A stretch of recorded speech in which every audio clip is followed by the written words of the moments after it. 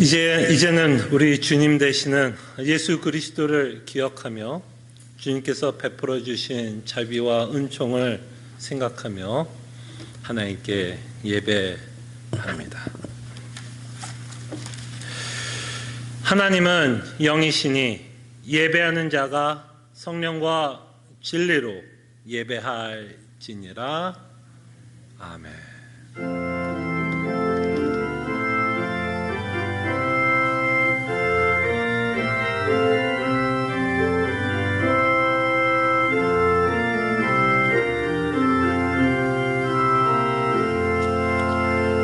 우리에게 믿음을 선물 주시고 하나님을 구주로 고백하며 이 예배 자리에 우리를 초대해 주신 것 감사드립니다.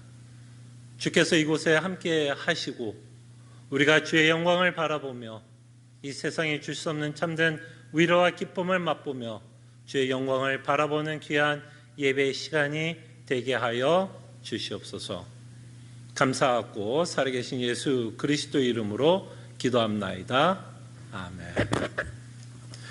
다 함께 찬송가 9장 찬송합니다.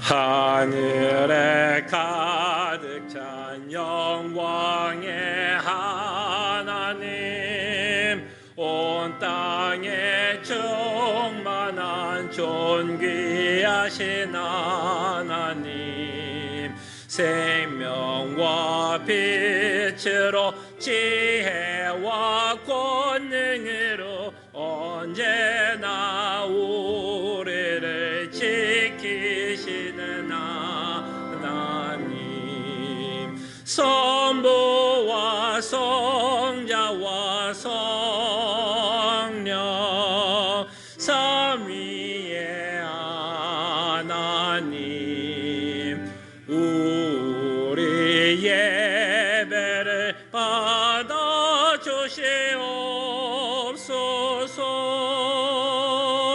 사랑이 넘치는 자비하신 하나님, 은혜가 풍성한 구원의 하나님, 자매의 심령에 평안을 주시옵고 죄악과 허물을 용서하여 주소서. 성령과 영광과 생명 구원의 하나님, 우리 예배를 받아 주시옵소서. 연약한 심령을 굳게 세워주시고 우둔한 마음을 지혜롭게 하시고 주의 뜻 받들어 참되게 살아가며 따라서 용감하게 하소서. 권능과 지혜와 사랑 은혜의 하나님, 우리 예배를 받아 주시옵소서. 주 앞에 나올 때 우리 마음 기쁘고 그 말씀 임되어 새 희망이 솟는다. 고난도 슬픔도 이기게 하시옵고 영원의 되어 살아가게 하소서. 우리의 자랑과 기쁨, 생명의 하나님, 우리 예배를 받아 주시옵소서.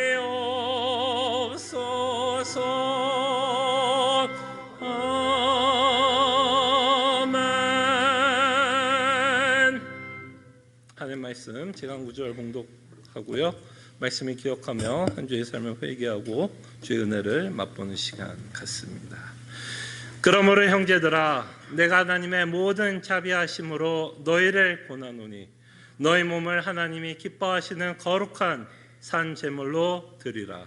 이는 너희가 드릴 영적 예배니라. 아멘. 말씀을 기억하며 기도합니다.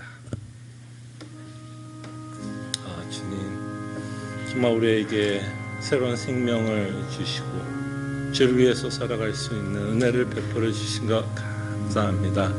살았다라는 의미는 곧 그리스도를 위해서 죽는 삶을 살아가게 하여 주시옵소서. 내가 주인이 되었다면 주인됨을 내려놓게 하여 주시고 정욕을 죽이게 하여 주시고 참으로 주님께서 베푸신 복만을 기억하며 살아가는 주의 백성들 되게 하여 주시옵소서. 주님 감사합니다. 주의 뜻대로 살아가며 주의 말씀이 묻혀지는 귀한 살아가게 하여 주시옵소서. 다시 한번 주께서 베풀어 주신 은혜를 기억하기를 원합니다. 주로 말미암아 성령 하나님으로 말미암아 우리를 거듭나게 하여 주시사 이제는 우리의 인생을 하나님께 영적 예배로 드릴 수 있도록 허락해 주심에 감사드립니다. 그때 우리의 삶이 산 제사로 제물로 살아가는 주의 백성들 되게 하여 주시옵소서. 마땅히 살아있기에 우리의 죄성을 죽이며 살아가는 주의 백성들 되게 하여 주시옵소서. 감사하고 살아계신 예수 그리스도의 이름으로 기도합나이다. 아멘. 함께 일어나셔서 찬송가 93장 찬송합니다.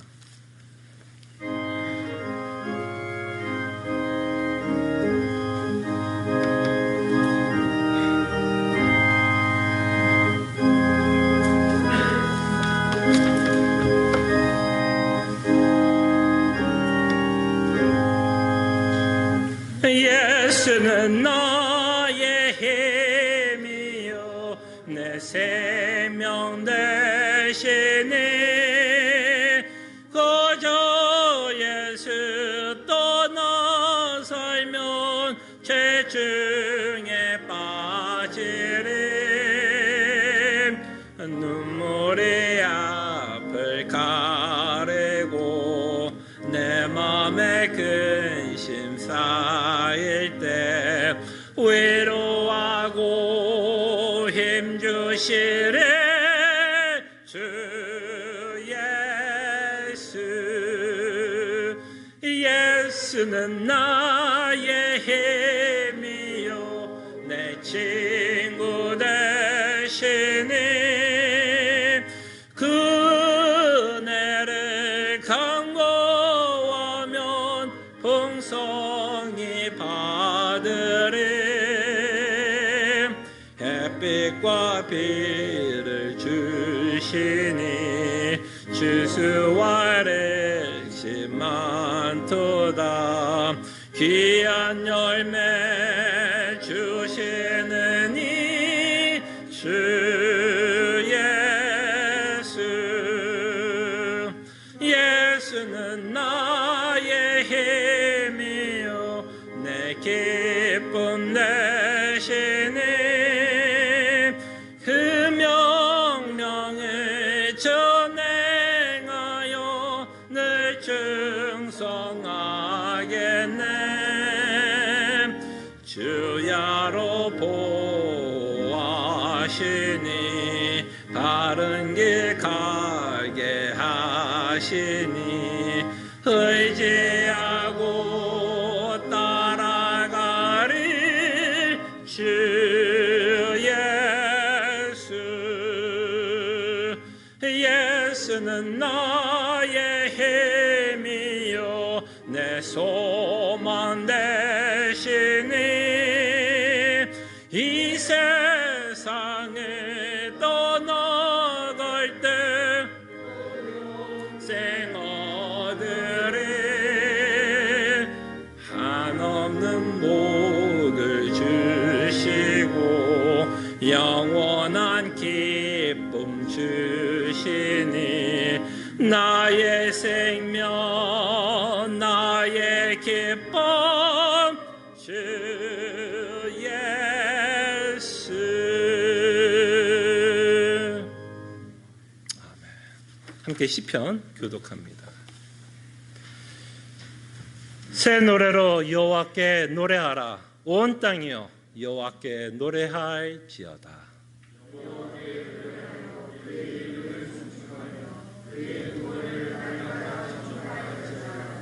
그의 영광을 백성들 가운데 그의 기이한 행적을 만민 가운데 선포할지어다.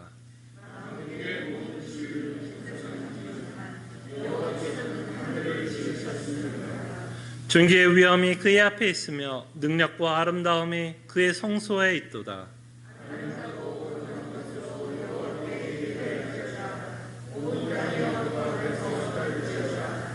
하늘은 기뻐하고 땅은 즐거워하며 바다와 거기에 충만한 것이 외치고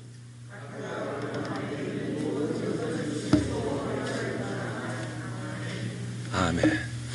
우리의 신앙을 함께 고백합니다. 전능하사 천지를 만드신 하나님 아버지를 내가 믿사오며 그 외아들 우리 주 예수 그리스도를 믿사오니 잉태하사 동정조 마리에게 나시고 본디오 빌라도에게 고난을 받으사 십자가에 못 박혀 죽으시고 장사한 지 사흘 만에 죽은 자 가운데서 다시 살아나시며 하늘에 오르사 전능하신 하나님 우편에 앉아 계시다가 저희로서 산 자와 죽은 자를 심판하러 오시리라. 성령을 믿사오며 거룩한 공예와 성도가 서로 교통하는 것과 죄를 사하여 주신 것과 몸이 다시 사는 것과 영원히 사는 것을 믿사옵나이다. 아멘. 자리에 앉으시겠습니다. 함께 찬송가 406장 찬송합니다.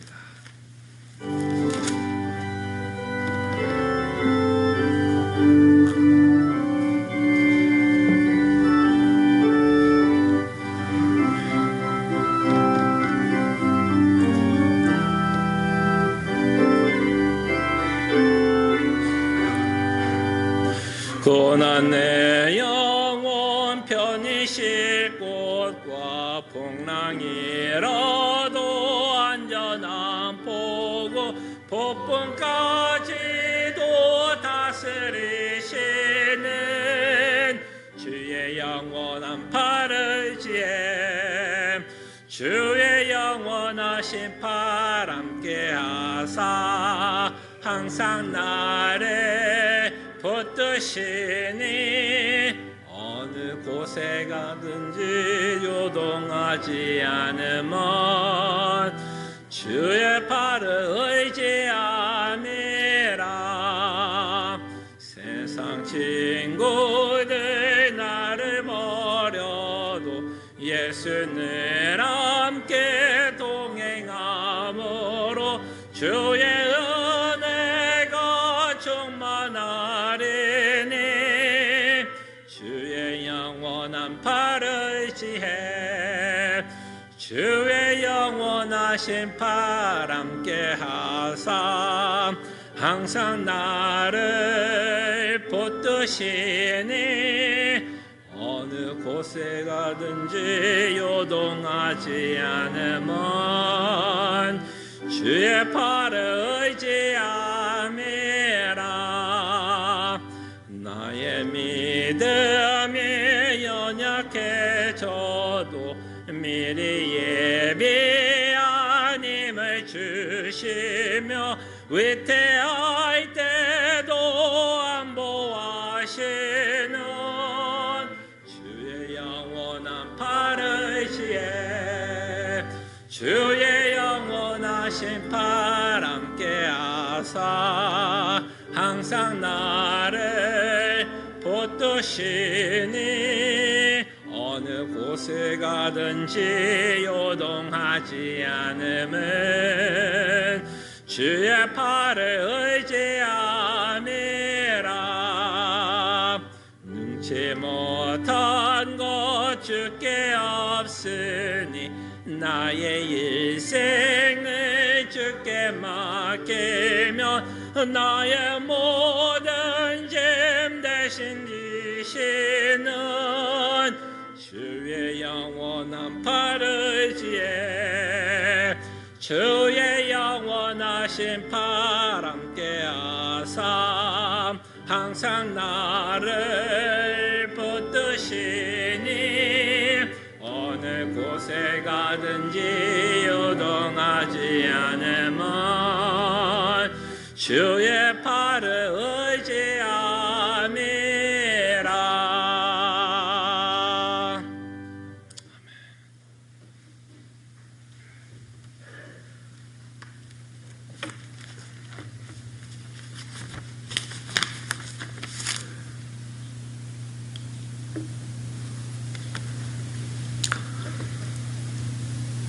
전능하신 창조주이시며 우리의 주권자 되시는 하나님 아버지, 모든 영광을 받으시옵소서.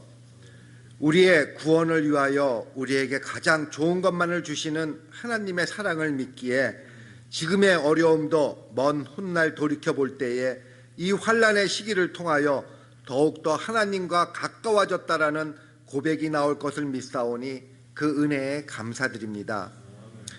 아무리 큰 배일지라도 험한 폭풍 속을 조금 더 흔들리지 않고 항해할 수는 없듯이 우리의 삶도 어렵고 힘들 때에 요동치지만 우리의 선장이시며 목자 되시는 주 하나님이 반드시 이끄시는 그 푸른 초장과 쉴만한 물가로의 소망이 우리의 유일한 궁극적 위로가 되며 이 고난을 이겨나가는 힘이 되게 하여 주시옵소서. 하나님께 감과 없는 것은 저희가 하나님을 바로 알고 깨달을 수 있도록 말씀을 공부하는데 열심을 다하는 성도님들에게 인도하여 주시옵소서. 우리들은 하나님을 믿고 가까워진 각자의 경험들이 있습니다. 어떤 이는 오랜 교회 생활을 통하여, 또 기도회를 통해서, 어떤 이는 찬양 집회를 통해서, 어떤 이는 교회 봉사를 통해서, 또 어떤 이는 고난을 통해서 등등 수많은 과정을 통해서 믿음을 쌓아가지만 하나님의 택함받은 참 신앙을 가진 자들은 자기의 경험으로부터 시작된 그 믿음의 끝이 반드시 오직 성경, 곧 하나님의 사랑을 느끼기에 하나님을 더욱 알고 싶어지고 예수 그리스도의 은혜를 느끼기에 그를 증거하기 위해 기록된 성경 말씀을 사모하는 마음까지 가는 자들이오니 현재 우리의 믿음은 어떠합니까? 말씀을 그저 아는 것이 아니라 우리들은 정말 말씀을 바로 알고 이 말씀을 사모하고 있습니까? 이 물음에 자신 있게 대답할 수 있는 사람은 아무도 없음을 고백합니다. 그러나 적어도 우리의 이러한 연약함에 회개하며 더욱더 하나님을 알아가서 바로 믿을 수 있도록 성령님께 기도하며 자신과 싸우는 우리 시애틀 람포제일교회 성도님들에게 인도하여 주시옵소서. 하나님, 코로나 바이러스로 저희의 삶이 많이 어려워졌습니다. 우리들이 참 힘들고 빡빡했다라고 생각하던 과거가 오히려 큰 은혜였다라고 생각이 드는 이때에 저희 성도님들의 믿음을 더욱더 굳게 지켜주시옵소서. 내가 사망의 음침한 골짜기로 다닐지라도 해를 두려워하지 않을 것은 하나님이 이 어려운 때에 나의 건강과 기업을 지켜주시어 편안하게 해주실 것이기 때문이 아니라 하나님의 나라로 인도하시고 백성 삼아주신 그 하나님이 나와 함께 하신다는 사실이 이 환난 가운데에서 나의 마음의 평안이 될 수 있는 유일한 위로가 되게 하여 주시옵소서. 몸이 아프고 불편하신 성도님들을 위하여 기도드리오니 그 병이 깨끗이 나을 수 있도록 인도하여 주시옵시며 능히 믿음이 병을 이기는 사도 바울과 같은 믿음을 주시옵시고 또 사랑하는 이들을 먼저 하늘나라로 보내신 성도님들의 마음을 위로하시사 부활의 은혜와 하늘나라의 영생이 그들 마음의 위로가 되게 지켜주시옵소서. 어린 심령들이 하나님의 복음을 바로 깨달아 이 세상을 살아가면서 순탄할 때에는 은혜에 감사하며 어려울 때에 담대할 수 있는 믿음을 기도드립니다. 아이들을 가르치시는 선생님들의 믿음을 지켜주시옵시며 위하여 기도하여 주시는 조셉 목사님의 사역과 그 가정을 늘 지켜주시옵소서. 바른 복음을 전하려고 기도하는 하나님의 교회들을 인도하여 주시사 이 땅에서 맡겨진 교회의 사명을 잘 감당하게 인도하여 주시옵시며 또 우리의 자매교회들, 특히 아틀란타 남북교회의 선영건 목사님과 성도님들의 마음을 강하게 붙들어 주시어 교회의 사명이 바른 복음을 전하는 것임을 굳게 믿고 숫자의 많고 적음은 하나님의 주권임을 믿어 그 사역의 힘을 놓지 않도록 지켜주시옵소서. 또 뉴라이프 미션에 속해 있는 교회들과 캄보디아에 개척된 교회들, 저희가 선교를 다녀온 카자흐스탄의 교회들이 늘 바른 복음을 전하는 교회들에게 인도하여 주시옵시며 코로나 바이러스의 상황 속에서 성도님들의 믿음과 건강, 교회의 재정 등을 굳건히 지켜주시옵소서. 오늘 말씀 전하시는 송 목사님의 입술을 주장하시어 선포되는 하나님의 말씀이 우리의 심령을 일깨우는 은혜를 허락하여 주시옵시며 예배의 시종을 하나님께 맡겨오니 오직 하나님만이 영광 받으시옵소서. 우리를 구원하여 주신 예수 그리스도 이름으로 기도드리옵나이다.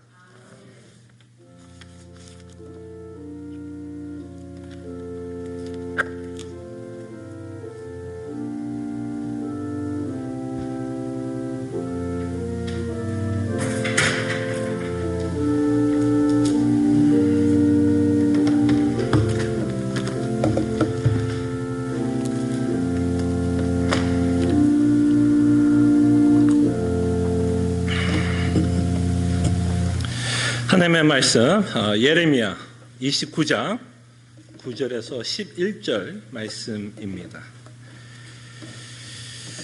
예레미야 29장 9절에서 11절 말씀입니다.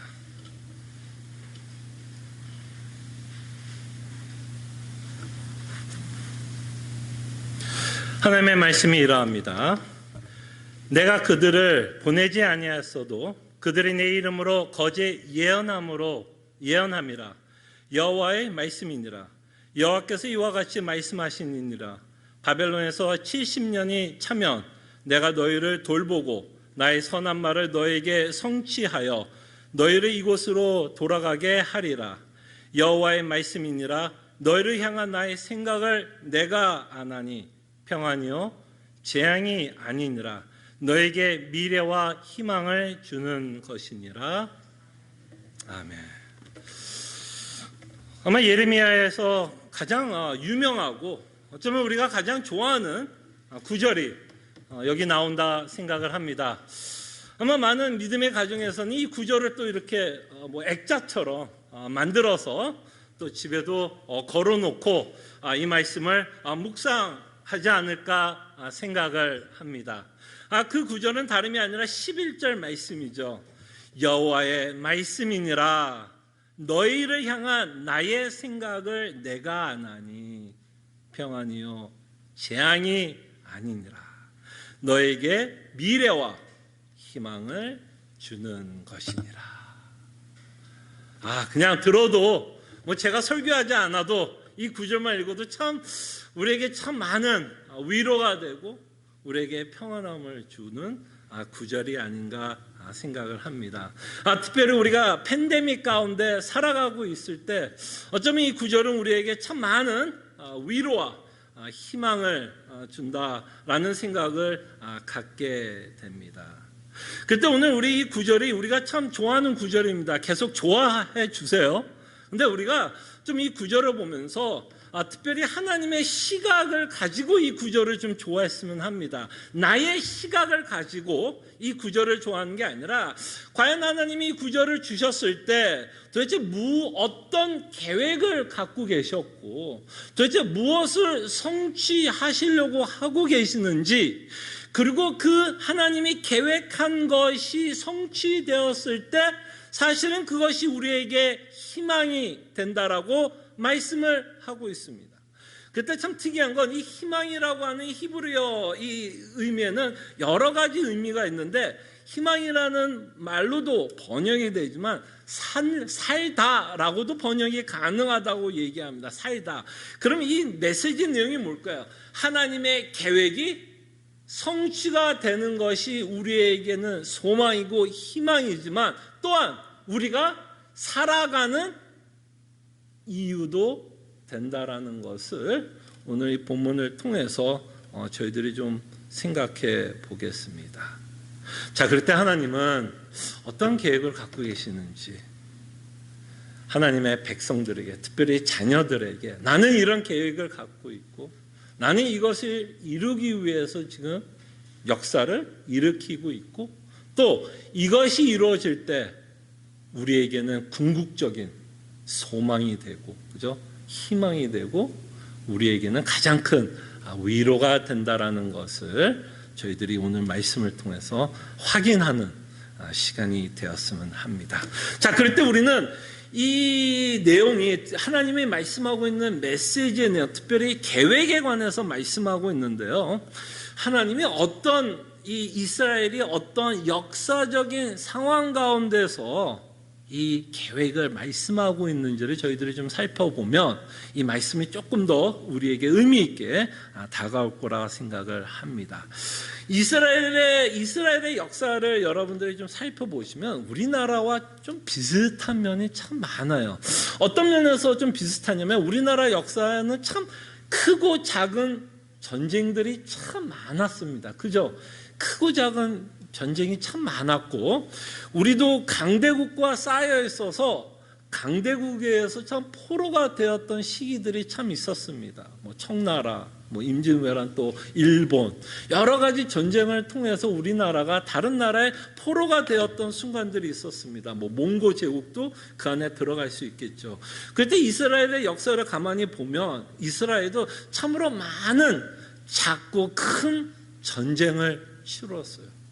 전쟁을 치르면서 이스라엘 민족은 크게 두 번, 그죠? 크게 두 번 강대국의 포로가 되었던 순간이 있습니다. 하나는 우리가 잘 아는 것처럼 이제 애굽이라는 나라에 의해서 포로가 되었던 시기가 있었습니다. 이건 뭐 전쟁에 의해서 포로가 되지는 않았죠. 그들이 그 상황에서 애굽에서 살 수밖에 없는 상황이었지만 그들은 400년을 그 애굽이라는 나라에서 그죠? 포로처럼 살아왔습니다.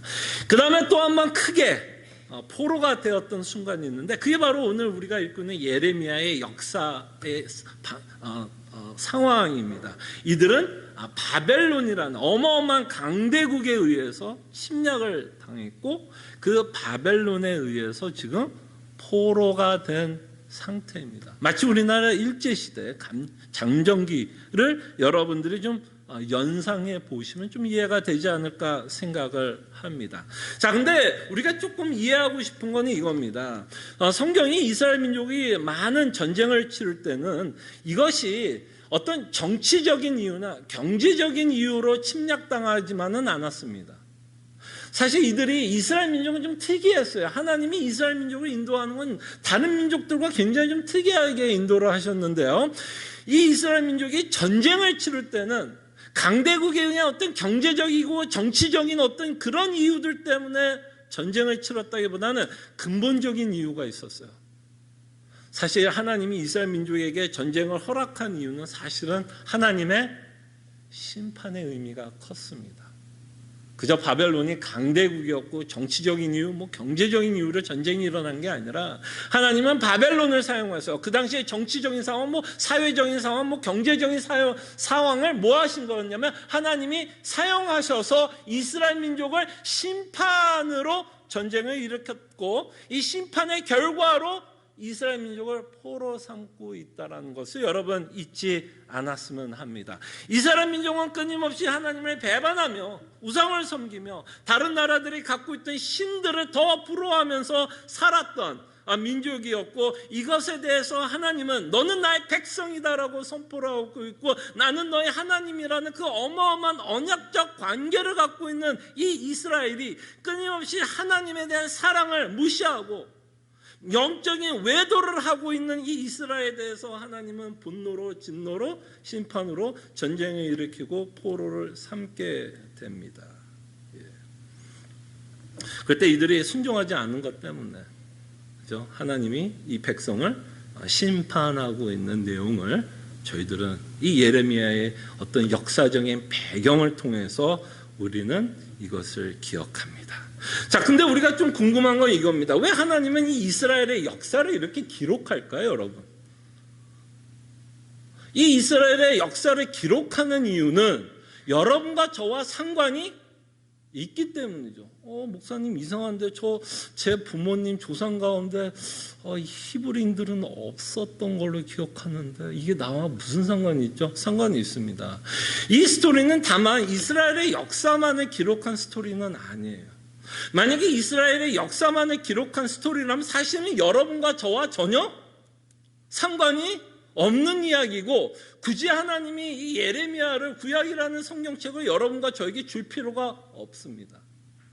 하나님이 예레미야의 역사적인 상황을 성경에 기록하고 후대에 우리에게 주신 이유는 이들의 상태, 이 이스라엘의 상태, 그리고 하나님이 이 이스라엘을 어떻게 인도하고 있는지의 그 모습을 보면서 하나님은 더 우리에게 무엇을 가르치고 싶으니 영적인 내용들을 가르치고 싶었던 겁니다.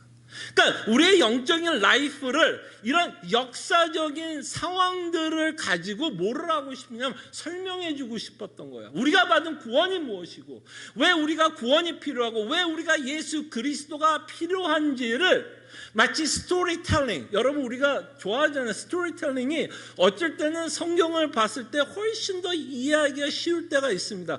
그래서 이런 스토리텔링을 통해서 이스라엘 민족이 어떤 자였냐면 우리였다, 여러분과 저의 영적인 상태였다라는 것을 보여주고 있고, 하나님이 이스라엘 민족을 끊임없이 심판하고 있는 모습을 통해서 여러분과 제가 하나님으로부터 마땅히 심판과 저주를 받아야 된다라는 것을 보여주기 위해서 하나님은 이 이스라엘 민족을 우리에게 이 성경책으로 기록하고 있다라는 것을 보시기 바랍니다. 그러니까 이스라엘의 스토리는 그냥 역사적으로 있었던 어떤 한 민족의 이야기가 아니라, 이 이스라엘의 스토리는 사실은 여러분과 저의 이야기예요. 이것을 보지 못하면 사실 오늘 본문은 여러분과 저와는 전혀 상관이 없게 됩니다.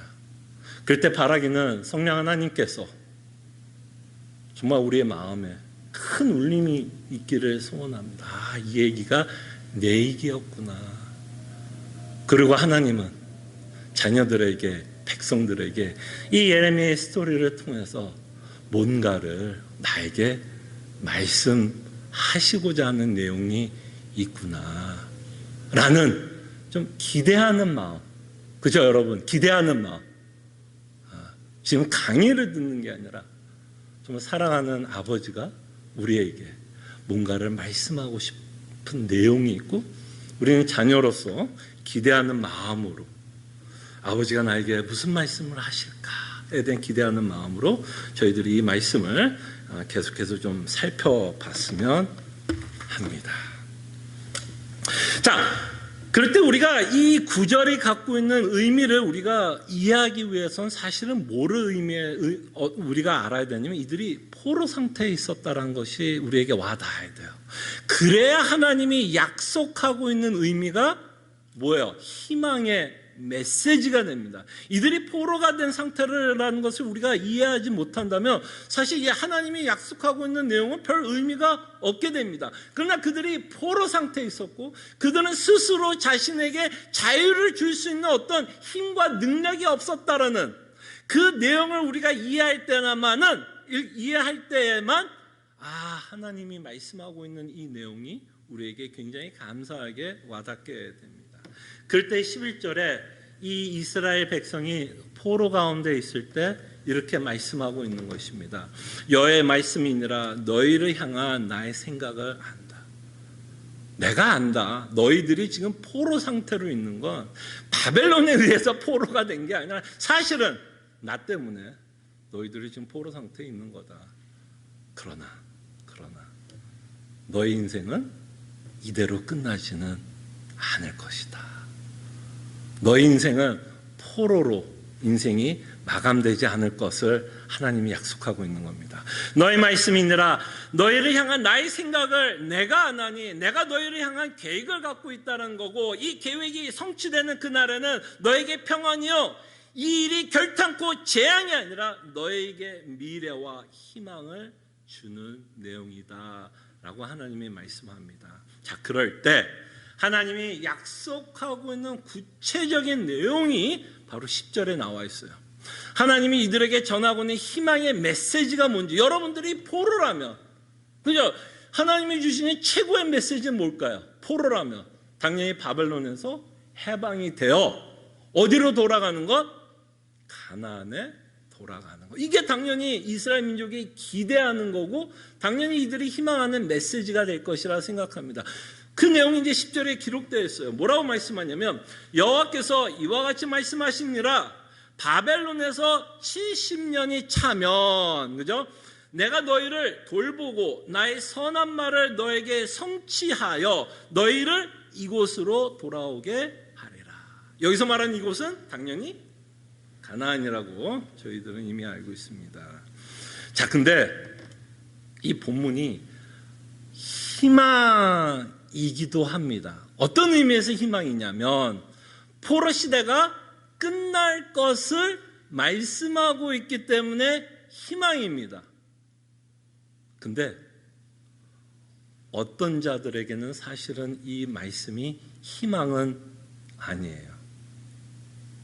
아니, 목사님 무슨 소리야? 지금은 이들이 지금 이제 하나님의 때가 차면 가나안으로 돌아갈 것을 약속하고 있는데 어떻게 어떤 자에게는 희망이 되고 어떤 이스라엘 민족에게는 희망이 되지 않습니까? 라고 말할 수 있습니까? 자, 여기서 캐치가 뭐냐? 여러분 이제 계약서를 쓸 때도 이 작은 글씨를 잘 봐야 된다고 이야기하죠. 이 작은 글씨 잘못 읽었다가 괜히 사인했다가 큰 코 다치는 경우가 있다고 얘기합니다. 그래서 작은 글씨 하나하나 그냥 한 글자 한 글자 다 이렇게 따져봐야 되는데, 여러분 여기서 가장 중요한 내용은 뭐냐면 하나님이 희망의 메시지가 돌아갈 것을 약속하고 있는데 여기에 가장 작은 글씨가 하나 있어요. 그 작은 글씨가 뭘까요? 이게 언제 이루어져요? 70년 후에 이루어집니다. 자, 여기 계신 분으로 기준으로 할게요. 여기 계신 분들이 이스라엘 민족이라고 합시다. 여러분 70년 후면 대충 몇 살 되세요? 100살은 넘죠? 어때요, 여러분? 가나안 갈 것 같아요? 넘어서요? 사실은 여러분들에게는 이 희망의 메시지가 적용이 안 될 수도 있습니다. 참 애매하죠, 하나님? 참 애매합니다. 내일 돌아갈 거라고 하면 여기 계신 이스라엘 백성들 다 간다 그러니까 예스 그랬지만 참 애매하게 하나님은 약속을 해요. 뭔가 좀 돌아갈 것 같아서 뭔가 희망을 주는 것 같은데 이게 70년이라 그러면 이건 저에게도 해당이 안 될 수 있는 기한일 수도 있습니다. 근데 참 재미나는 건 이따가도 좀 생각을 하겠지만 이렇게 하나님은 분명히 70년 후에 돌아갈 것을 약속하고 있는데 어느 때나 하나님의 백성을 미혹하고 유혹하는 거짓 가르침이 있었어요. 거짓 예언자들이 있었습니다. 특별히 예레미야 시대에 활동했던 거짓 선지자가 한 명이 있었는데요. 여러분 아마 25, 26, 28장을 읽어보시면 어떤 자가 나오냐면 하나냐라는 거짓 선지자가 나옵니다. 하나냐. 이름은 필요 없고요. 이름을 알 필요 없지만 이가 전했던 내용이 뭐냐면 아니다. 하나님은 2년 후면 돌아갈 것이다 라고 약속을 합니다. 2년 후에 돌아갈 것을 약속하지만 약속을 합니다. 그래서 하나님이 다시 한번 뭐 하는 거예요? 예레미야를 통해서 그런 거짓 선지자들이 이스라엘 민족에게 거짓 가르침 예언을 말씀하고 있기 때문에 그들이 혹시 그 말에 속지 않게 하기 위해서 지금 다시 한번 하나님의 예레미야를 통해서 아니다, 70년 후에 그 약속이 이루어질 것을 지금 약속하고 있는 내용을 저희들이 보게 됩니다. 자, 그럼에도 불구하고 이 내용은 사실은 이스라엘 민족에게는 지금 이스라엘 민족에게는 사실은 해당되고 있는 내용은 아니에요. 70년이라는 세월을 통해서 분명히 돌아가는 자들이 있겠죠. 그죠? 70년 후에 돌아가는 자들이 있을 거고 70년 기한이 차서 돌아가신 분들은 가나안으로 못 돌아가는 사람도 있을 것입니다. 그때 하나님이 이렇게 70년 후라는 말씀을 하고 있어 분명히 이스라엘 민족은 돌아는 갑니다. 우리가 이스라엘 역사를 통해서 본 것처럼 돌아는 가는데 사실은 하나님이 이렇게 70년이라고 약속하고 있는 메시지는 사실은 이들이 육체적으로 돌아가고 있는 메시지만을 담고 있는 내용은 아닙니다. 육체적으로 가나안으로 돌아가는 메시지보다 더 큰 영적인 계획과 메시지를 담고 있어요. 그때 이 70년 후에 하나님께서 약속하고 있는 그 약속의 성취의 내용은 예레미야보다는 동시대에 같이 사역을 했던 다니엘을 통해서 더 극명하게 나타납니다. 자, 다니엘서 9장 24절에 보면 여러분들이 이 구절을 읽어보면 하나님이 지금 계획하고 있는 70년이 이스라엘 민족이 육체적으로 가나안을 돌아가기 위한 계획만은 아니었고 그 계획에는 더 큰 하나님의 숨겨진 계획이 이 70년 후를 통해서 하나님이 이루시려고 하는 내용이 기록되고 있다는 것을 보게 됩니다. 제가 읽어드려도 여러분들이 대번 알 거예요. 하나님이 정말 약속하고 있는 내용, 정말 모든 성도들에게 희망의 메시지, 소망의 메시지가 뭔지를 우리는 다니엘서 9장 24절을 통해서 명확하게 알게 됩니다. 뭐라고 약속하는지 보세요. 내 백성과 내 거룩한 성을 위하여 일은 이래. 뭐예요? 70. 똑같은 얘기예요. 지금 예레미야가 약속하고 있는 일은 70년 후 일은 이래를 기한으로 정하였나니 그 기한이 끝나면 여기에서는 이스라엘 민족이 가나안으로 돌아간다는 내용이 기록되어 있지 않고 70년 후에는 어떤 일이 벌어진다고요? 허물이 그치며 죄가 끝나며 죄악이 용서되며 영원한 의가 드러나며 환상과 예언이 응하며 환상과 예언, 하나님이 계획했던 예언이 응하며 또 지극히 거룩한 이가 기름 부음을 받으리라. 제가 설명할 필요 없죠. 이 구절 설명할 필요 없죠. 지금 하나님은 70년이라는 이 기간을 통해서 사실은 진짜 약속하고 있는 희망의 메시지는 무엇일까? 정말 하나님이 정말 창세 전부터 계획하고 있는 내용은 무엇일까? 이스라엘 민족을 육체적으로 가나안으로 돌려보내는 것이 하나님의 계획이 아니라 이스라엘 민족이 갖고 있는 아니면 인간이 갖고 있는 그 원초적인 가장 궁극적인 문제인 뭐를 해결하시겠다라고 하나님이 약속하는 거야. 이스라엘 민족이 처음부터 바벨론의 포로가 된 이유가 뭐예요? 바벨론이 강대국이 있고 경제적으로 정치적으로 사회적으로 강해서 포로된 것이 아니라 이들이 하나님 앞에서 죄를 지었고 하나님은 이들을 심판하기 위해서 포로를 삼았다면 이들의 궁극적인 문제는 바벨론을 이기는 게 궁극적인 해결 방법이 아니라 결국에는 이스라엘이 갖고 있었던 무슨 문제? 죄의 문제를 죄의 문제를 해결하는 것이 바로 하나님이 갖고 있었던 궁극적 계획입니다. 이것이 우리가 믿어졌으면 좋겠어요. 하나님의 궁극적 계획은 죄송합니다. 팬데믹을 이기는 것이 하나님의 궁극적인 계획은 아닐 거예요. 왜냐하면 팬데믹 이후에도 우리 인생은 참으로 많은 일들이 또 우리 앞에 기다리고 있을 거기 때문에 하나님이 궁극적으로 이루시려고 하는 또는 우리가 이 구절을 보면서 내 인생 가운데서 어떤 문제가 있으면 하나님이 이 구절을 가지고 하나님이 내 인생 가운데 계획을 갖고 계시고 내가 갖고 있는 문제들을 하나님이 어떤 계획 가운데서 문제를 해결해 주시겠지라는 식의 우리가 그렇게 받아들이는 것이 아니라 성도는요, 자녀는 우리의 계획과 우리의 기대를 가지고 하나님의 말씀을 보는 게 아니라 하나님이 갖고 있는 계획이 내 인생 가운데서 이루어지는 것을 가장 기쁨으로 삼고 살아갑니다. 그럴 때 하나님의 계획은 바로 이 구절을 통해서 예수 그리스도를 준비하고 있었다라는 것을 저희들에게 보게 됩니다. 피할 수 없어요. 그리고 이 그리스도가 정말 이 그리스도가 우리의 유일한 희망의 메시지입니다. 저는 이것이 정말 우리가 믿어지기를 소원해요. 하나님이 계획하는 것, 이것이 나에게 가장 소중한 것, 하나님이 계획하는 것이 나에게 가장 큰 유익이라는 것을 정말 우리가 믿어지기를 소원합니다.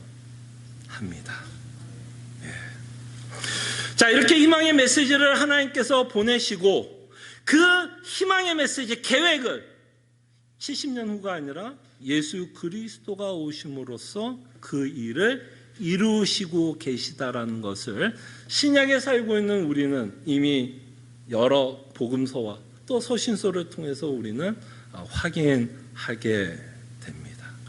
그래서 이 신약에 살고 있는 자들은요, 하나님의 계획이 성취되었다라는 것을 이미 믿고 사는 자들이에요.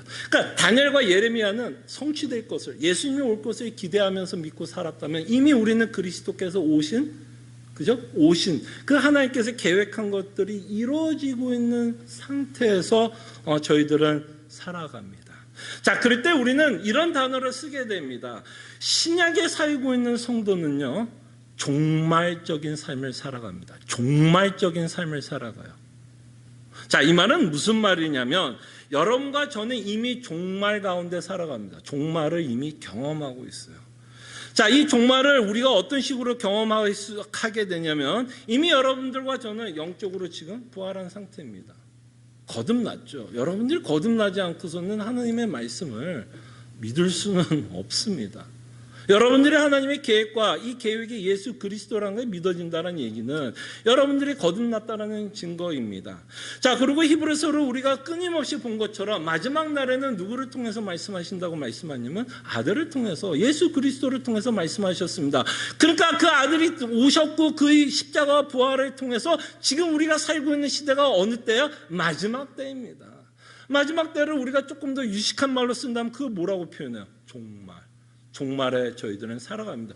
그래서 우리는 성경이 갖고 있는 좀 복잡한 시대에 살고 있습니다. 하나는 뭐냐면 우리는 이미 종말 가운데 살아갑니다. 이미라는 부분을 여러분들이 기억해 주세요. 이미라는 부분은 하나님이 계획했던 예수 그리스도로 말미암아 여러분들의 거듭남을 이미 경험하고 예수 그리스도를 믿고 살아갑니다. 근데 이미가 있다면 여전히 뭐가 남아있냐면 아직이 남아있습니다. 아직. 그래서 저는 이렇게 좀 표현하고 싶어요. 종말은 시작은 됐지만 종말은 완성은 되지는 않았다. 무슨 말인지 알겠죠? 종말은 시작은 됐지만, 이미 시작은 됐지만 종말은 완성은 되지 않았다. 그 완성은 언제예요? 예수 그리스도의 재림 후. 그죠? 정말 하나님이 계획한, 정말 요한계시록에 나오는 새하늘과 새 땅에 서는 그 날이 이제 종말의 완성. 그죠? 죄가 다 없어지는 그 시간을 우리는 기대하며 소망하며 살아갑니다.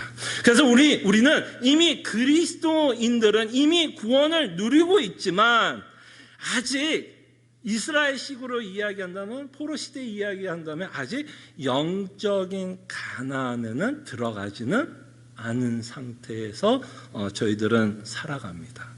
자, 그럴 때에 우리는 이미와 아직이라는 아주 이 긴장감 가운데 살아가고 있어요. 긴장감 가운데 살아가고 있는데 이렇게 긴장감 가운데 살아갈 때에 거짓 선지자들이 끊임없이 난무하고 있고 우리를 유혹하고 우리를 현혹하려고 하는 거짓 선지자들이 여전히 있습니다. 아까 살펴봤던 것처럼 예레미야가 사역을 했을 때 하나냐라는 거짓 선지자를 여러분들에게 소개해 드렸잖아요. 그 하나냐가 말씀했던 거짓된 내용은 뭐였냐면 2년 후면 돌아갈 것이다라고 말씀을 했습니다. 자, 여러분들 혹시 어느 말이 여러분 정말 더 뭐라 그럴까 설득력 있고 이 말이 정말 참말이었으면 참 좋겠다라고 어떤 것이 사람들에게 이스라엘 민족에게 더 설득력이 있었을까요, 여러분? 하나냐가 말했던 2년과 예레미야가 말했던 70년. 여러분 곰곰이 생각해요. 여러분들이 지금 포로 상태로 지금 살아간다고 그러면 누구 말이 맞기를 기대할까요? 여러분? 제발 이 사람 말이 참 맞았으면 좋겠다. 누구 말이 더 현혹될까요? 저는 하나냐가 아닐까 싶어요. 70년 후면 저도 이 세상에 없을 것 같아요. 근데 2년이라면 오케이. 그죠? 2년이라면 혹시 그냥 2년은 더 살 것 같은 생각이 들거든요. 그러니까 우리가 갖고 있는 기대가, 우리가 갖고 있는 소망과 우리가 갖고 있는 희망이 무엇을 믿게 해요? 거짓 선지자의 잘못된 예언을 믿게 한다는 얘기예요. 그래서 우리는 정말 하나님의 뜻을 분별해야 됩니다. 우리의 갖고 있는 그 연약함 때문에 우리는 거짓 선지자들이 하는 말이 맞기를 뭐하고 싶어요? 맞기를 바라는 마음이 있게 됩니다. 그럴 때 우리는 끊임없이 성경에서 비록 내가 좀 불편할 수 있는 말씀이라도 그것이 하나님이 예언하고 있고 진리라면 우리는 그것을 믿어야 합니다. 자, 이럴 때 당연히 2년이라는 말이 우리는 이스라엘 민족에겐 더 솔깃했을 것 같아요. 근데 여러분, 이렇게 거짓 선지자들이 갖고 있는 이 종말에 관한 내용을 잘못 이해하고 믿게 되면 그것에는 어마어마한 열매를 맺게 됩니다. 여러분, 이 내용은 이 당시 예레미야에만 있었던 이야기는 아닙니다. 여러분 혹시 시한부 종말론이라는 말을 들어보셨는지 모르겠으나 이건 어려운 내용은 아닙니다. 여러분 1992년에 혹시 한국에 계셨던 분 계십니까? 제 기억은 1992년으로 기억해요. 아마 많은 분들이 이미 미국에 살고 있고 뭐 이미 시애틀에 살고 있었는지 모르지만 적어도 이 얘기는 다 들었을 거라고 생각합니다. 그 당시에 굉장히 유명했던 이단 모임이 있었는데 어떤 이단이 있었냐면 다미 선교회라고 있었습니다. 이제 기억나시죠? 1992년에 무슨 일이 있었는지 모르지만 다미 선교회는 이야기는 들었을 것입니다. 자, 이들이 가르쳤던 내용이 뭐예요? 예수님이 곧 재림한다. 마치 하나님가 2년이면 너희도 돌아갈 거라는 거짓된 가르침이 있었던 거. 이따의 다미 선교회를 통해서 예수님이 곧 다 재림한다. 이걸 믿었던 자들이 있었나요? 없었나요? 있었습니다. 그리고 그 믿음은 그들이 믿었던 내용은 그들의 삶에 엄청난 영향을 줬을까요? 안 줬을까요? 줬어요. 이 다미 선교가 더 유명했던 건 뭐예요? 예수님이 재림한다 그러니까 거기에 있던 성도들이 뭘 했죠? 자신의 재산을 다 팔고 정말 예수님이 하루속히 오신다라는 것을 기다리면서 살았습니다. 물론 주를 위해서 우리가 재산을 다 내려놓을 수는 있겠지만 이들이 믿었던 잘못된 내용 때문에 그들에게 어마어마한 여파가 있었다는 것을 보게 됩니다. 그래서 우리는 이렇게 거짓된 가르침을 배우게 되고 우리가 잘못 배우게 되면 잘못 적용을 하게 되고 그 잘못된 것 적용 때문에 우리 인생에 참 많은 문제를 일으킬 수 있다는 것을 저희들이 보게 됩니다. 자, 이렇게 또 극단적인 종말을 갖고 사는 자들은 예수님이 곧 오실 것이다라고 말씀하면서 사는 자들도 문제겠지만 또 어떤 문제가 있냐면 마치 아직이 없는 것처럼 살아가는 자들도 있습니다.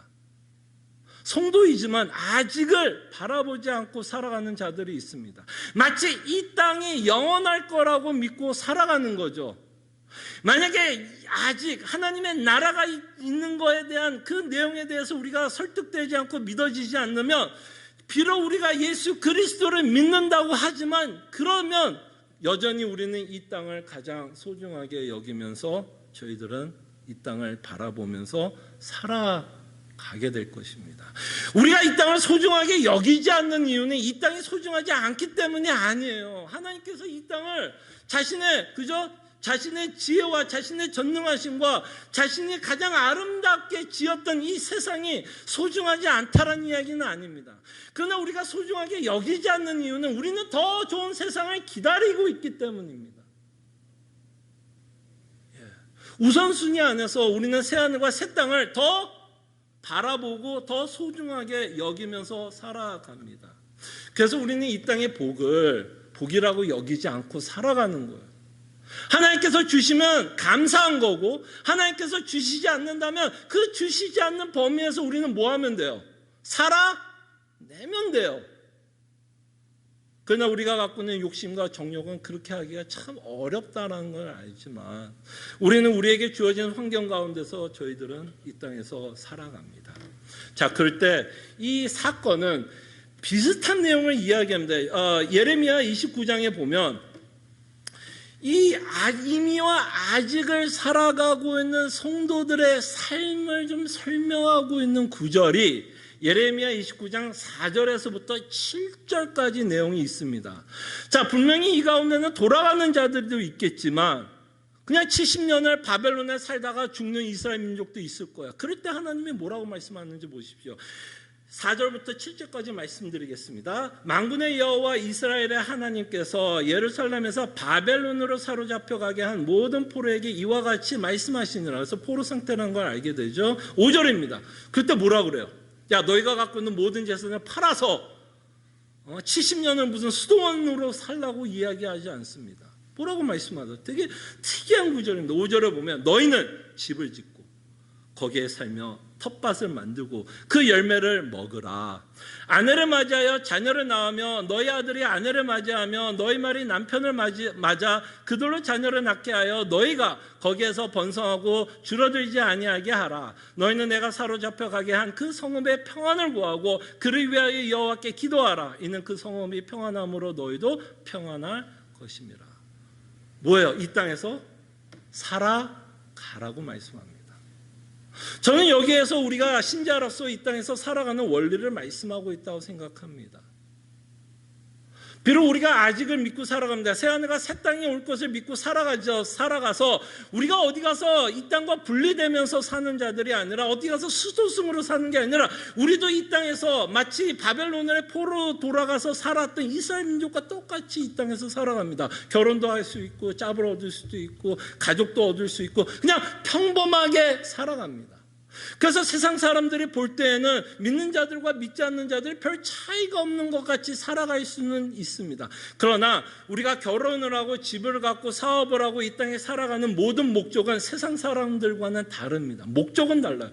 그러나 겉의 모습은 비슷하게 나옵니다. 우리가 결혼을 해도 하나님의 영광을 위해서 결혼을 하는 것이고 짭을 얻고 그 짭을 얻는 그 삶의 태도도 하나님의 영광을 위해서 사는 거고 우리가 이혼을 추구하는 것도 내 배를 채우고 내가 우상이고 이 돈을 통해서 내가 기쁨과 행복을 얻기 위해서 돈을 버는 게 아니라 이 짭도 하나님께서 나에게 주신 이러한 양식을 프로바이드하기 위한 수단으로 여기는 것이지 이 짭 자체가 내 삶의 목적은 아닙니다. 여전히 우리의 삶의 목적은 하나님께 영광을 돌리면서 살아갑니다. 겉은 모습은 믿지 않는 자들과 굉장히 비슷하지만 우리가 살아가는 태도는 굉장히 다릅니다. 이 땅에서 다른 믿지 않는 자들과 비슷하지만 우리는 이 땅에서 나그네 인생으로 살아갑니다. 나그네 인생을 살아요. 그렇다고 우리가 처한 상황을 도망치고 수도승이 사는 게 아니라 여러분들이 사는 그 자리에서 바로 그 자리에서 여러분들은 성도로 살아갑니다. 그것을 우리는 부름을 받고 이 땅에 저희들이 살아갑니다. 자, 그럴 때 우리는 이 땅에 살아가면서 저는 이 구절이 굉장히 와닿았어요. 7절에 보면 하나님이 우리가 이 땅에 살아갔을 때 이렇게 말씀합니다. 너희가 내가 사로잡혀 가게 한 그 성읍의 평안을 구하고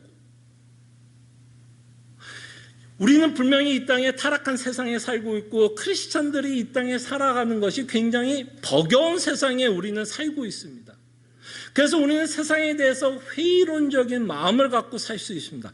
제가 그래요, 사실. 저는 세상에 대해서 굉장히 회의론자입니다. 세상에 선한 것이 있을까? 인간이 이럴 수밖에 없는 건 인간이 갖고 있는 죄성 때문에 이런 결과가 나올 수밖에 없다는 굉장히 회의론적인 시각을 갖고 저는 세상을 좀 보는 경향이 있습니다.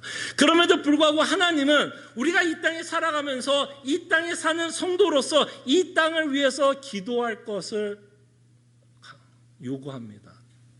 그때 무엇을 요구해요? 평안함을 위해서 기도하라고 말씀합니다. 우리가 살고 있는 이 땅을 위해서 하나님은 기도할 것을 요구합니다. 그때 여러분, 우리가 살고 있는 이 땅을 위해서 저희는 기도해야 된다고 저는 생각이 듭니다. 그게 하나님의 나라에 속한 이 땅에 사는 나그네의 의무가 아닐까 싶어요. 저도 이민자로 살아가고 있고 이민자의 목회를 하다 보면 사실은 그렇게 크게 나라에 대한 정치적인 것과 사회적인 것에 대해서는 좀 관심이 좀 덜할 때가 있습니다. 확 와닿지가 않아요. 그들이 어떤 정책을 결정하는 거에 대해서 저한테 참 와닿지는 않습니다. 그래서 좀 관심이 없고, 또한 제가 갖고 있는 세상에 대한 좀 회의론 때문에 좀 세상에 대해서 좀 별로 이렇게 좀 관심이 없게 되었습니다. 그러나 저도 이런 팬데믹을 통해서 이 정치인들이 결정을 하는 것이 얼마나 우리 실생활에 많은 영향을 미치고 있다는 것을 이제는 조금 더 와닿게 된 것 같아요. 자, 그럴 때 저는 여러분들에게 민주당, 공화당을 이야기하고 싶은 내용은 아닙니다. 그러나 하나님은 우리가 살고 있는 이 세상을 위해서 기도하라고는 말씀하는 것 같아요. 정말 평안함을 위해서, 위정자들을 위해서, 그리고 어떤 결과가 나타날지라도 우리 인생은 끝나지 않습니다. 얼마 전에 미국은 큰 또 대선이 있지 않았습니까? 어떤 결과가 나왔죠. 그거에 대해서 많은 사람들은 이렇게 저렇게 평을 내립니다. 물론 여러분들도 평을 내릴 거라 생각합니다. 공화당 쪽은 또 실망과 절망, 또는 민주당은 쾌거를 외칠 수 있었겠죠. 그러나 우리는 그 비하인드를 좀 봐야 될 거라고 저는 생각이 듭니다. 그 모든 일이 하나님의 섭리 안에 있다는 것을 잊지 않았으면 좋겠어요. 그 모든 일이 하나님의 섭리 안에 있기 때문에 우리는 기도합니다. 그리고 하나님께서 세우신 그 일에 우리는 적극적으로 하나님의 섭리를 믿고 기도하면서 하나님이 인도하고 있는 그 길을 저희들은 따라가야 되지 않을까 생각을 해봅니다. 그럴 때 하나님은 우리가 이 땅에 살아가면서 빛과 소금의 역할을 할 것을 말씀합니다. 여러분들에게 빛과 소금의 역할을 하라고 말씀합니다. 그런데 이 빛과 소금의 역할을 하면서 우리가 살아갈 때에 분명히 우리가 빛과 소금의 역할을 하는 우리가 미칠 수 있는 범위는 각자가 다를 거라고 생각해요. 분명히 빛과 소금의 역할을 우리는 살아야 되는데, 여러분들이 처한 상황에 따라서 빛과 소금의 역할을 빛과 소금의 역할로 영향을 미칠 수 있는 것은 사람마다 다를 거라고 생각을 합니다. 예를 들자면 여러분들이 미국 주지사라고 합시다. 워싱턴 주지사라고 하면 분명히 여러분들이 빛과 소금의 역할을 할 때 조금 더 많은 범위에서 그것을 영향을 미칠 수 있겠죠. 왜냐하면 여러분들이 그런 어떤 자리에 있고 또 그걸 어떤 권력을 행사할 수 있는 자리에 있기 때문에 그 자리에서는 여러분들이 빛과 소금의 역할을 할 때 더 큰 범위 안에서 그 일을 할 수 있을 것입니다. 근데 여러분들이 그냥이란 말은 제가 너무 폄하한 거예요. 주부로서 빛과 소금은 주지자로서 빛과 소금과는 굉장히 다르겠죠. 그죠? 그럼에도 불구하고 주부로서, 엄마로서 빛과 소금의 역할을 충분히 할 수 있습니다. 왜? 그가 범위가 어딜까요? 그 영향을 미칠 수 있는 범위가 누굴까요? 내 남편, 내 자녀. 적어도 2-3명은 충분히 빛과 소금의 역할로서 그 범위를 영향을 미칠 수 있다라고 저는 생각이 듭니다. 그때 여러분, 빛과 소금의 역할을 살아내십시오. 빛과 소금의 역할을 살아내십시오. 그것이 어디인지는 상관은 없습니다. 그 범위도 사실은 상관이 없어요. 아까 말했던 정치인들이나 주부는 제가 그냥 예로 든 것뿐입니다. 여러분들이 분명히 처한 그곳이 있어요. 여러분들이 이 땅에 살고 있다면 여러분들이 미치는 범위가 있습니다. 그죠? 혼자 살고 있지 않죠? 분명히 누군가는 만납니다. 팬데믹 상황이라도 누군가는 만납니다. 그럼 그 만남 가운데 우리는 빛과 소금의 역할을 해야 됩니다. 그럴 때 우리의 전도도 그렇지 않을까 생각을 합니다. 우리의 전도는 우리가 미치는 범위 안에서 충분히 전도할 수 있다고 생각합니다. 우리는 입술로만 하나님의 말씀과 복음을 전하는 자들이 아니라 정말 우리의 삶을 통해서 여러분 보여주셨으면 합니다. 요새 우리가 가장 이 기독교가 욕을 많이 먹는 이유 중에 하나가 이 삶이 안 따라주는 것 때문에 욕을 많이 먹습니다. 근데 그럴 수밖에도 없죠. 인간이 죄성을 갖고 있고 성도도 마찬가지 아니겠습니까? 그렇기 때문에 우리는 욕을 먹을 수밖에 없을지 몰라요. 왜냐하면 바깥의 세상은 우리에게 큰 기대를 합니다. 그래도 믿는 자들은 좀 다르지 않을까? 라는 기대를 갖고 우리를 쳐다보기 때문에 그 기대한 만큼 모두 클까요? 실망도 크고, 그래서 기독교가 세상 사람들이 좀 욕을 먹게 되는 경우도 있는 것 같아요. 분명히 우리는 복음을 전하는 자인 건 맞아요. 복음을 설명해야 될 줄도 알고 복음이 무엇인가를 설명할 줄도 알아야 됩니다. 그러나 우리의 복음은, 우리가 전도는 우리 입술로만 끝나는 것 같지는 않아요. 분명히 예수님도 우리가 증인된 삶을 살 것을 요구합니다. 삶이 동반될 것을 우리에게 요구합니다.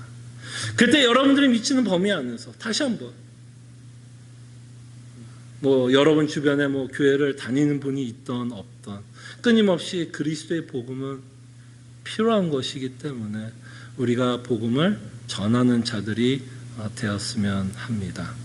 그래서 이미와 아직 가운데 저희들은 살아갑니다. 그 긴장 가운데 살아가고 있다는 걸 기억하여 주시고, 비록 하나님의 나라의 시민이지만 여전히 우리는 이 땅을 밟고 살아갑니다. 그때 하나님은 우리가 이 땅에서 어떤 삶을 살아내기를 원하고 있다는 것을 다시 한번 오늘 이 예레미야를 통해서 다시 한번 상고해 보고, 여러분들이 묵상을 통해서 여러분들도 이 땅에 살아가는 성도로서 어떤 삶을 살아야 할지를 말씀을 통해서 고민해 보시기를 바랍니다. 기도합니다. 말씀을 좀 기억했으면 좋겠습니다. 이미 아직 가운데 우리도 이 땅에 살아가는데, 과연 이 땅에 살아가는 성도로서, 이 사회의 일원으로서 저희들은 어떤 삶을 살아야 할지를 좀 고민해 봤으면 좋겠고요.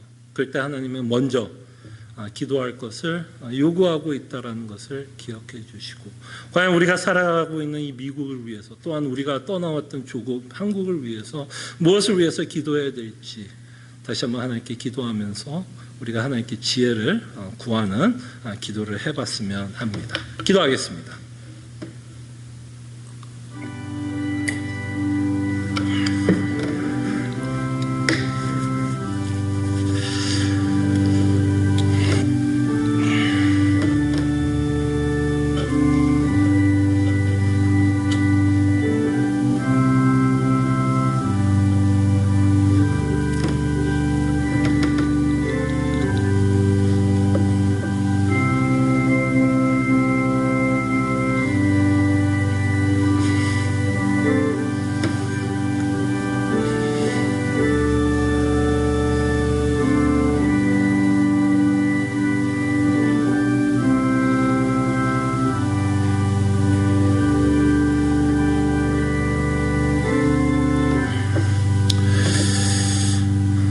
다시 한번 주께서 말씀하여 주시고, 우리의 각자의 상황은 다르지만 하나님이 우리의 각자의 상황 가운데서 요구하는 삶이 있다는 것을 다시 한번 기억하게 하여 주시사, 참으로 이 땅에 살아가면서 빛과 소금의 역할을 감당하시기를 원하는 하나님의 말씀 가운데 우리가 살고 우리가 땅을 밟고 있는 그 삶 안에서 참으로 주께서 원하는 삶을 어떻게 살아가야 할지를 고민하며 주께서 우리에게 지혜를 주시고, 또한 그 지혜를 받을 때에 순종하며 나아가는 하나님의 백성들 되게 하여 주시옵소서. 감사하고 살아계신 예수 그리스도의 이름으로 기도합나이다. 아멘. 함께 일어나셔서 찬송가 488장 찬송합니다.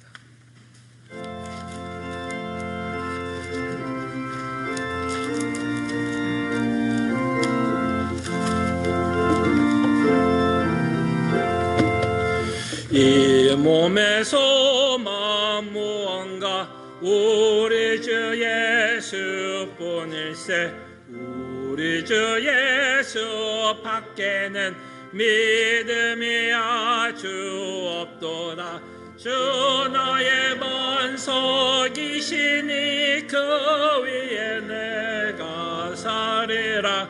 그 위에 내가 서리라. 무섭게 바람 부는 밤 물결이 높이 설렐 때 우리 주 크신 은혜에 소망에 닿을 줄이라. 주 나의 반석이시니 그 위에 내가 서리라. 그 위에 내가 서리라.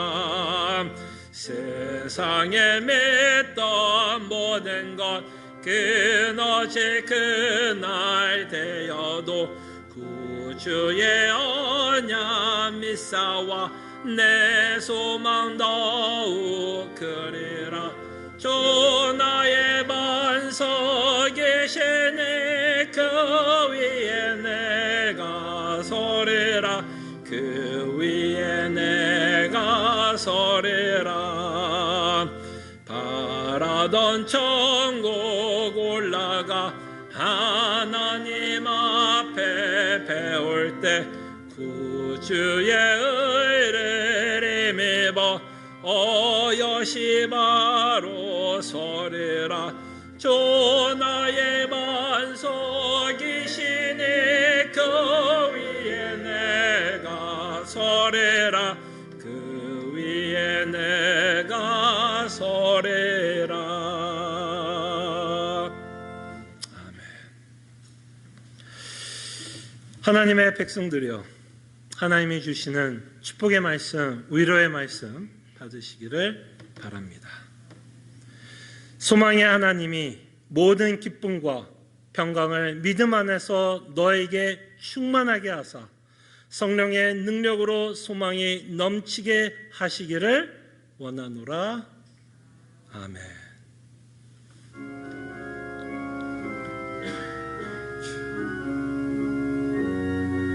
함께해 주시고 우리가 땅에 살아가면서 어떤 삶을 살아야 할지 주님은 나를 베풀어 주시옵소서. 주님 도와주실 것을 믿습니다. 아버지 하면서 도와주시기 원합니다. 모든 기도 주 예수 그리스도 이름으로 기도합니다. 아멘. 우리 옆에 또 뒤에 앞에 계신 분들과 눈으로 기쁨으로 함께 인사했으면 좋겠고요. 또 이렇게 또 대면 예배 가운데 또 사랑하는 성도들의 얼굴을 직접 보면서 하나님께 예배하게 되어서 너무 감사하게 생각합니다. 교회 소식 몇 가지만 알려드립니다. 수요 성경 공부 계속해서 저희가 종교적 예배와 안식일에 관해서 저희들이 살펴보고 있는데요. 특별히 저희가 예배에 관해서 저희들이 좀 살펴보고요. 아마 오늘 이번 주 진도서 아마 예배 요소 가운데 가장 중요한 요소는 아마 기도까지 저희들이 좀 살펴볼 수 있을 것 같습니다. 여러분 예배와 기도에 대해서 여러분들과 함께 살펴볼 테니까요. 많이들 참석해 주시고 말씀 가운데서 참 하나님께 기뻐하는 예배가 무엇인지 기도에 대한 내용을 살펴봅니다. 새벽 기도에 끊임없이 여러분 초대합니다. 끊임없이 초대합니다.